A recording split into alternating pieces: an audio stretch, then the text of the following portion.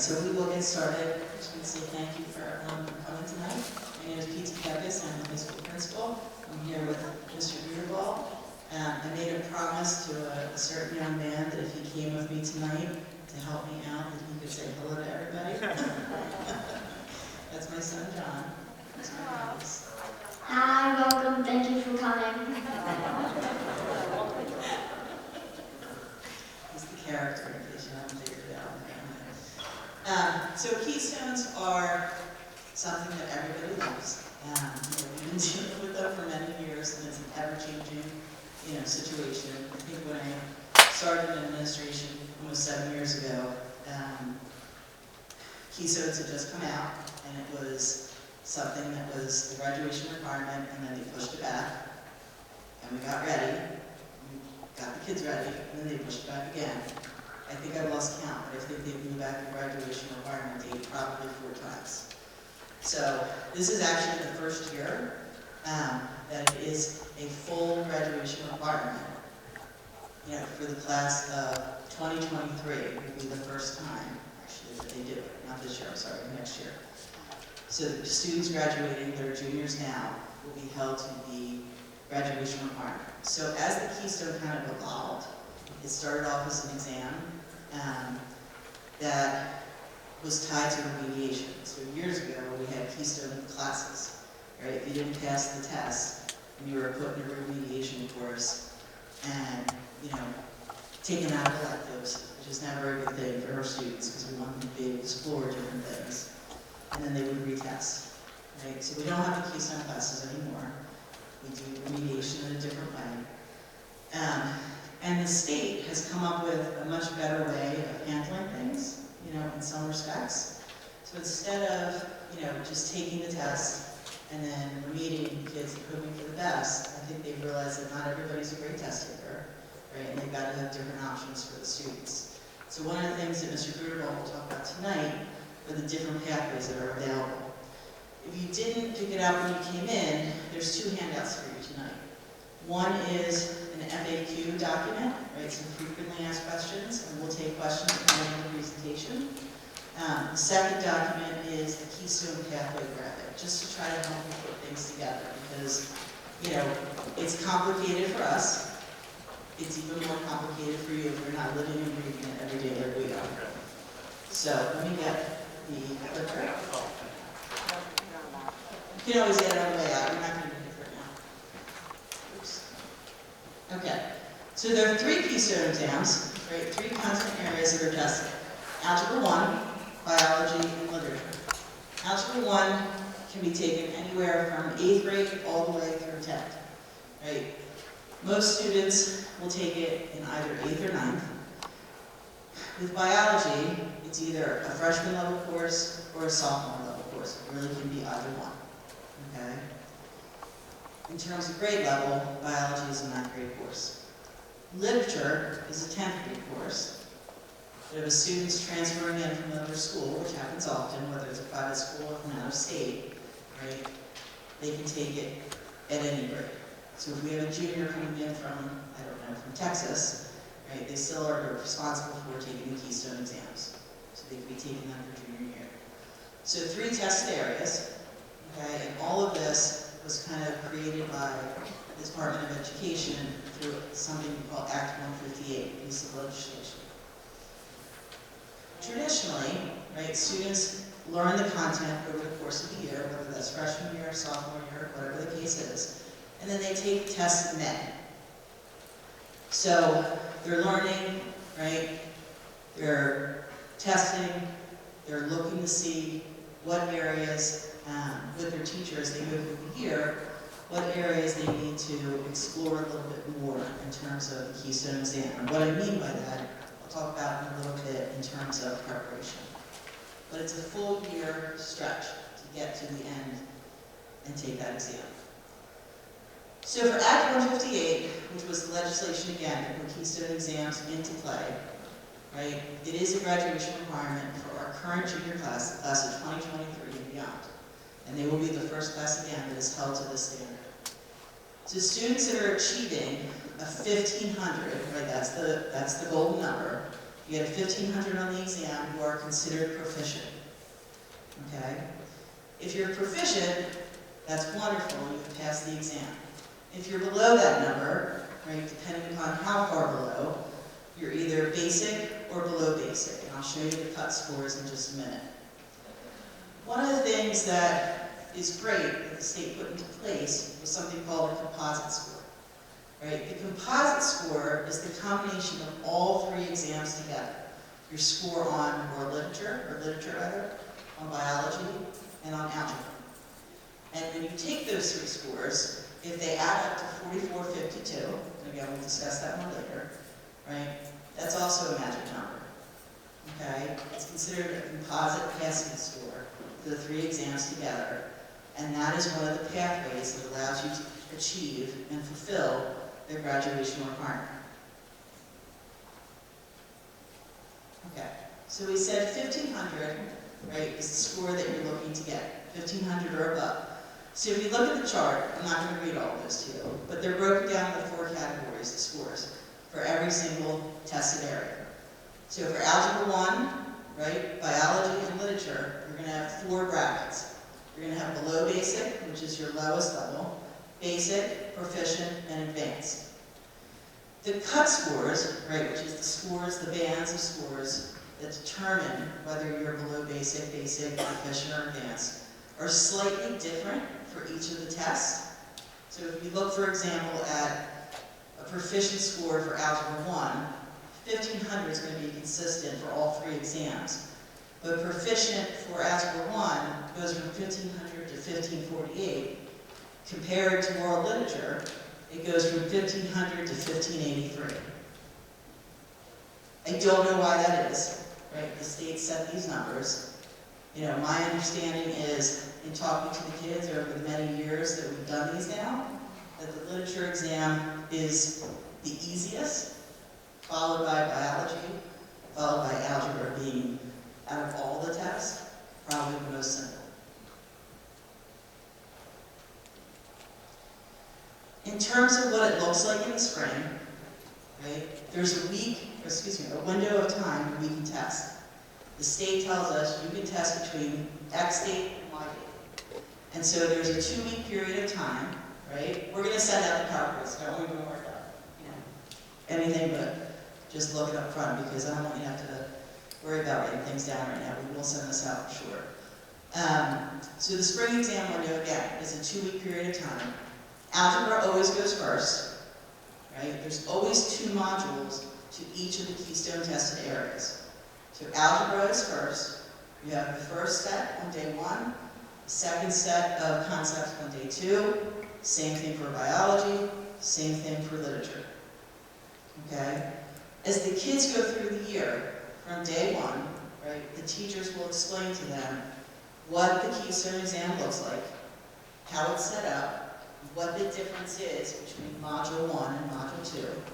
Right, so I know biology best because that's what I taught for years. So Module 1 is the first half of the year. It's the cell, it's all the cell processes, it's energy in the cell, it's genetics. And then the second part, Module 2, right, is everything else. It's evolution, it's ecology. So they each have their own separate concepts that are tested. The framework of the actual modules is the same, whether it's world literature, whether it's biology, or whether it's algebra. It's a combination of 2 different types of questions. One is what we call a free response question, right? And that's a writing example. So the students would receive a prompt, right? What are the characteristics of all living things? And then they would write that information below. The second set, or the second type of question, I should say, is multiple choice. Okay? There's an art to both of them, right? And the nice thing is, the state has released old exams, and so our teachers spend a good deal of time going over what those questions look like. And the structure of those questions, the appearance of those questions, are very similar to what they'll see on other standardized tests, whether it's the SAT or the ACT, definitely the AP exams, right? So they do try to model the same types of questions and work with the kids, and we'll talk a little bit about that as well. so that they're really, really comfortable going into those tests. If for some reason your child misses one of the modules, or one of the testing days, there are always makeup days at the end of the series. So we have at least 3 makeup days at the end. In terms of time, right, every Keystone exam is 96 minutes, which is pretty similar to the length of time for a midterm or a final exam. The really nice thing, if there's anything great about these exams, is that they're untimed. Right? So that's a framework. You give them 96 minutes, but if your child needs extended time, right, or wants extended time, they can sit there as long as they want. Okay? It's a completely untimed test that's meant to be like a framework for them.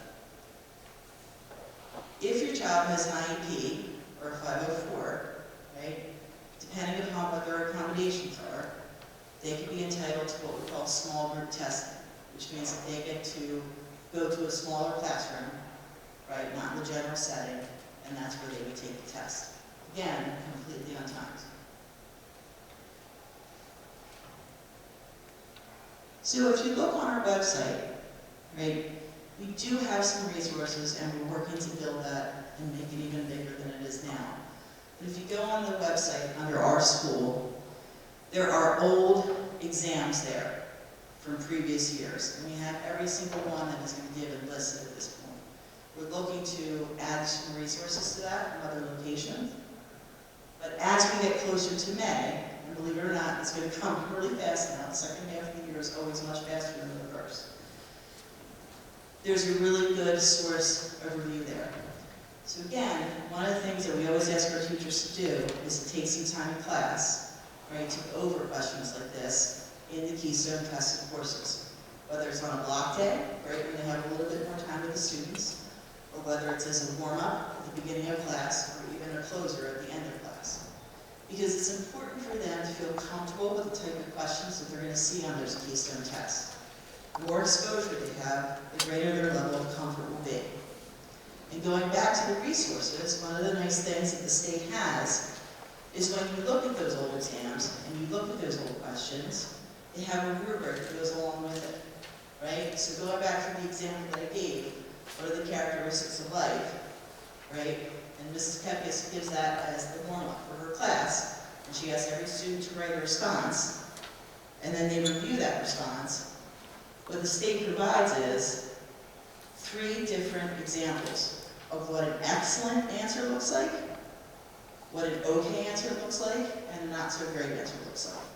And it's really important for the kids to see that, right? Especially with science. There's an art to scientific writing. It's not like what they do in English class. There's no transitions, there's no introduction, there's no conclusion, just the facts. And so for the students, it's important to see what the state is looking for on these exams. And again, the more exposure, the more practice that they get with them, and looking at these examples, the more comfortable they're going to feel, and the better they're going to get at writing those samples. And that only helps them, whether it's in class, right, when they're writing an essay, or working with the multiple choice question, with all of their assessments, no matter what it is. One of the other ways that we help to prepare them is we give something called the CDT. The CDT is a classroom diagnostic tool. It's something that is provided to us by the state. It's a testing program that gives them similar questions, right, like they produce in hard copy, but through the computer in a program that allows the kids to take, quote-unquote, a practice Keystone. So as they're prepping over the course of the year, right, and they're doing these practice questions at the beginning of class or on block day or whatever the case is, they come in the spring, and I think it's in April, right, Mr. Dearfall? March or April? March is the window for CDTs. March, okay. So in March they take the CDTs, right, and they get a practice test. What happens is, once they take that test, they get a report with it. And you will see that come home. And the report breaks down all the different concepts that they're tested on, whether it's literature, whether it's algebra, whether it's biology, and shows what concepts they did really well in understanding, and what concepts they probably need a little bit more work on. And so our teachers will take those reports, they'll sit down with your child, and they'll go over them so that they understand the areas of focus that they need to have. That report will also go home to you with a letter explaining, right, the results of the CBT, so that you can work with your child and help them get ready for the test. Right? So the CBTs can be a really powerful tool and a really great way to get ready for the exam. If for some reason, right, they're non-successful in the Keystone exam, they always have a chance to retake it. Right? So again, the testing window is in May. Right? The state has, and this is probably a COVID thing, but the state has taken longer and longer to get the results back to us. So the kids would take them in May, and we would probably get the results early July in previous years. I think this year we got them in September. It was really super late. Is that right? January. Oh, that's right. It was the year before there was September. Yeah, so we didn't get them until January this year. That's crazy, right, to get them 7 months later. It is what it is, right? It doesn't really, help to guide us. But again, we always offer that window in December to allow the students to retake the exam if they're not successful. There's only one caveat to that, and the caveat is this. If a student performs and receives a proficient score, they can't retake it to get an advanced score. Right? If they're proficient, they're done. If they're not proficient, if they get a basic or below basic score, then they can retest in December. If for some reason they're not successful in December, right, and Mr. Gruder will go over the different pathways, we would look to move in that direction. To say, okay, they've tested twice, right, they weren't proficient on the 3 tests. They didn't necessarily get a composite score when we took all their scores together. What other things can we look at? What other pathways are there for our students to make sure that they meet this graduation requirement? So we talked a little bit about this. Going back to what I was saying just now, if they're not successful, right, the state has created 4 different pathways. This is where I'm going to turn it over to Mr. Gruder. He's going to lead you through each one of them and talk about each of the specific pathways. All right? I just wanted to bring a correction to Mrs. Candace's introduction. There is a test at the end. I don't know if she told you that. So, she said don't take notes. And actually, I made a quiz for everyone. So, you're welcome to take notes. We have a nice door prize here available. We'll be offering tickets to next week's Mamma Mia spring musical, I think. Yeah. So, if you're interested, we have a fun game at the end just to see if we've got some of those concepts down. But as Mrs. Kevin kind of said throughout the presentation, is that years ago, it was you had to pass all 3 with that 1,500, but the state gave and provided 4 other pathways, making it 5. So the challenge with number 2 is called a composite score. The pandemic kind of threw a curveball with this because any student that had a 1920 school year, so 2019, 2020, March, when the pandemic first set in, if you had a Keystone class like Algebra or Bio Lit, the test didn't exist. So every kid in the state of Pennsylvania got an automatic score, or actually a designation of proficient. The challenge was proficient doesn't have a number associated with it, so it's called a non-numeric score. So for instance, if you have a junior, I don't know what your children's age are sitting in front of us, but a lot of times 9th grade bios, the Keystone, and many freshmen also have 9th grade algebra. So that pathway number 2 is not an option because you need a numeric score to get that 4,452. So again, for some of us sitting here, or some of your children, that composite score just isn't true. But if you're a freshman, they were in middle school, and you probably didn't have algebra in 2019. So again, as these waves of students come through, that number 2 pathway is looking pretty good. Again, our students didn't get access to it. Conversely, some of our kids got proficient automatically, whether they're graded bio or not, and they got that pathway number 1 proficient. Because it's like bio, they didn't take a test, they're proficient. And that's for every kid from Philadelphia to Pittsburgh. So again, just some of the nuances, I guess, within where we're at coming out of the pandemic, trying to get back on track to things. So again, the composite score, and I'll go through these in more detail throughout the slides. But the first pathway again was proficient, second is composite, third is alternative assessment, and there's more information in the following slides that details these pathways. I do see a typo up there. Is that correct?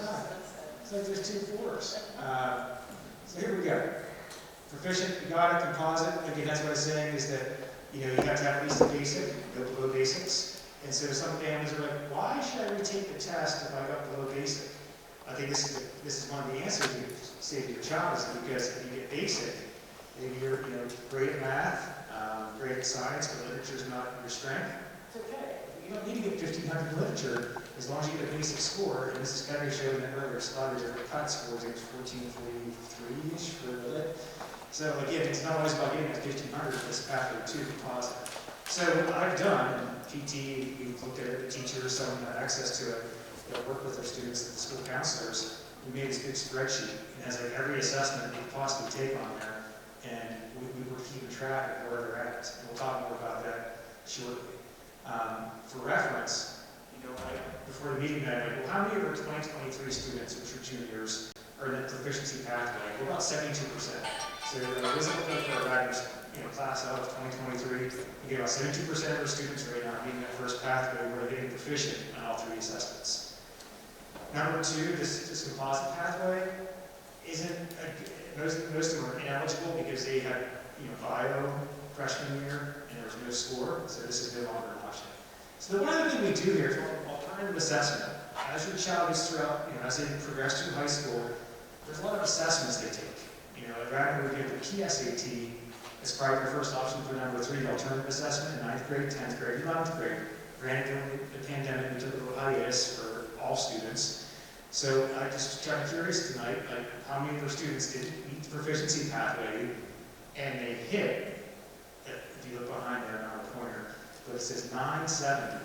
So if they get a 970 or higher on PSAT in 9th grade, 10th grade, 11th, that counts as an alternative assessment. So you pass all 3 classes, so you get a 60% or higher in bio, lit, and algebra, get a 970 on the PSAT freshman year, sophomore, junior, you're done. You did it. Okay? And I just looked at it, and around 16 students that did it. You know, they couldn't get that proficiency in the Keystones, but they got a pretty decent PSAT score. For many juniors right now, in the winter testing window, SATs, you know, some juniors are taking SATs in December or in the spring. That's probably the next alternative assessment that juniors take. In senior year, of course, many of our seniors are taking on the SAT, you get a 10-10. So this example, again, pass those 3 classes, which our students are doing because it's a graduation requirement here at Radnor. You get a 970 or higher, SAT, 10-10 higher, bingo, they got it, they're done. Some of these other assessments on there, you know, AP or advanced placement classes, we offer them in all core subjects, same thing, there's 3 passing marks. Take the AP test, get a 3 or higher AP exam, which is also in May, or you can the Keystones, you're done. So there's just a number of assessments where it kind of shows that you're college ready or career ready. So maybe you're going to take, you know, you're in the military, taking the ASVAB, maybe you're taking the ACT, which is kind of more popular, and you get a score of at least a 21. Or perhaps you're taking one of these NOCT exam, which is like a national occupational test if you're going to a career field, each proficiency score. It counts as a career technical education pathway. The one at the very bottom is what parents are starting to like notice, and they call us and say, so you're telling me they're on your PT. Right, think about passing all 3 classes, and they're going to a 4-year college, they are accepted. Obviously, juniors and sophomores aren't accepted for 4-year college yet. Senior year, we get these early advances, and they start to come through next year. That could qualify as another pathway because we're showing to the state that they're career or college ready. That, you know, they passed the classes, they've gone to a 4-year college, and they're ready for life. So, you know, this could be overwhelming. It could be, you know, stressful for some. But if you start thinking about it, like how many students at Radnor High School pass all their classes, that's 3, and go to a 4-year college? A lot. Okay, so there's just many opportunities to demonstrate that you're proficient. Moving on to the next example, number 4, evidence-based. So with the evidence-based, you kind of go on a combination effect, same as the other ones where you're passing the 3 classes, which is a common theme, and it shows you some different examples of how you can show evidence that you're ready for post-secondary work, post-secondary career or college, you know, fulfillment. A couple examples up there are 630 in the SAT, silver level in ACT, you get an AP exam, you get a 3 or better, you can complete a concurrent course, What else? You get industry recognized credentials. And my understanding is that you have the one class here, it's CPR with swimming. So we know electives called lifeguard and swimming. You take that and you get your CPR, which most of the students do if they take the class. That counts as one of the pieces of evidence. It's a credential. So there's dozens and dozens and dozens of credentials, which I'll get to in a minute. Or another piece of evidence, you can go on your way to a four-year college. The last pathway is a career or technical school. Sorry about that, it's a mouse, I spin the wheel and back and forth. But we have a number of students who are going to Delaware County Technical School. And when you're there, they're studying a specific program. Typically, at the end of the program, they take an assessment, not the exam, or they're working towards a certification. So I was on the state website the other day, just trying to figure out like how they organize things. And they do it much like our career technical school. So they have these things called career clusters, and some of our students might be in the medical careers program. So here's just a couple examples of these career-type pathways that can be made. You have agriculture, food, natural resources, architecture, construction, audio-video, business management, health sciences, hospitality and tourism, human services, information tech, law, public service and security, manufacturing, marketing, science, technology, engineering, transportation. One of the popular programs that some of our students are taking is becoming EMT, emergency medical tech at the career school. That could be industry credential. So, maybe your child's not into like four-year colleges. It's okay. There's a lot of great opportunities for technical school, career technical school. It counts as the fifth pathway. So, again, one of the things the state's trying to do is maybe your child's not strong in some of those three disciplines like bio, lit, or algebra. They're not great test takers. There's ways that they're ready for life. They go to the career technical school. They have a certain certification earned by going there. Ready to go. They have a job lined up. There's another example. One of the evidence indicator is that if your child is a senior, has a full-time employment lined up, that counts as a piece of evidence. So when they leave Radnor High School, we can say to the state, they're ready. So next year, or 2024, or the winter 2023, we have to report out to the state, every kid that graduated, what did they do? What percent got pathway number 1 proficient, pathway number 2, 3, 4, and 5. The Keystones are also part of the transcript, so it does report out which pathway did you pursue in your Keystone fulfillment. Moving forward here to questions before we get to the quiz, the test. So that's a lot of information, between the pathways, the options. I have to say, though, before we take any individual questions, before we get to the fun quiz, the most helpful thing for me when I went through this is really this handout. When you first walked in, the very back of the handout, the state of Pennsylvania, or the Department of Education, PDE, created this graphic. And it definitely really lays out the different pathways and some examples of, it's a progression. It's very top, the first option, which is the proficiency pathway. You don't need that. What's plan B or option 2? And you see, okay, well, how about the composite? That doesn't work. What about number 3? Taking another test, which, again, throughout Radnor High School, the children are taking the PSAT, the SAT, when you take the ACT, among others. Students are taking AP exams in May. Those are all ways of, getting a 3 in AP or getting one of those 21 on the ACT or 10 on the SAT. And like I said, some of our students haven't taken this. Most of the juniors have not taken the SAT yet, but they have taken the PSAT. And I said earlier, just looking, there's about 6% of our seniors, 6% of our juniors couldn't get a proficient mark, couldn't get composite. That first alternative assessment opportunity they had, they got it. So again, we're getting closer to like 80% of the kids are in meeting standards, and they haven't even got to the SATs or maybe some of the APs yet. Okay, question and answer time before the fun begins. Got a hand in the back. Yeah, I'll just jump in for 1 minute. This is so overwhelming, and we realize that. We just gave you so much information. So we just want you to know that you're not in this by yourself, that we are here to help you, right? So one of the things that Mr. Goodall referred to was our Keystone Tracker, so to speak. We have a master list of every student in the high school, right? Every single year, freshman, sophomore, junior year. We have record of, what Keystones they've taken, what their scores are, what their scores were in the actual class itself, right? We have PSAT scores, so we're keeping track of all of that for you.